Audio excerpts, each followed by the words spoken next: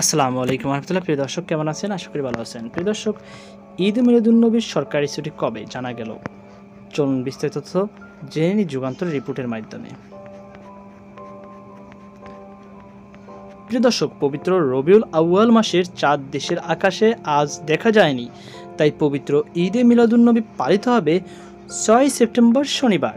রোববার 24 আগস্ট জাতীয় চাঁদ দেখা কমিটির সভায় একথা জানানো হয়।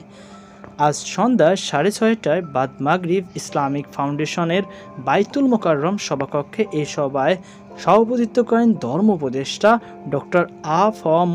খালিদ হোসেন। আরবি 12 রবিউল আউয়াল প্রতি বছর হিজরি বর্ষ অনুযায়ী পবিত্র ঈদে মিলাদুন্নবী সাল্লাল্লাহু আলাইহি সাল্লাম পালন করা হয়।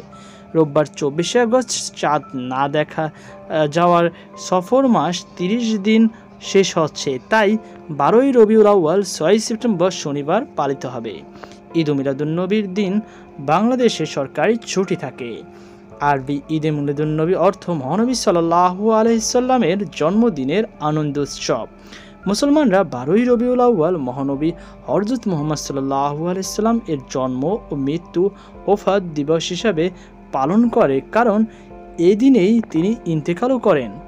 উল্লেখ্য, 570 খ্রিস্টাব্দের হিজরি রবিউল আউয়াল মাসের 12 তারিখ মক্কার কুরাইশ বংশে মহানবী হযরত মুহাম্মদ সাল্লাল্লাহু আলাইহি ওয়াসাল্লাম জন্মগ্রহণ করেন এবং 63 বছর বয়সে 12 রবিউল আউয়াল তিনি মৃত্যুবরণ করেন।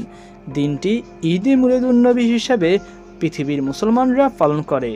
বাংলাদেশে ঈদে মিলাদুন্নবীর সাল্লাল্লাহু আলাইহি সাল্লাম দিন সাধারণ ছুটি পালিত হয়।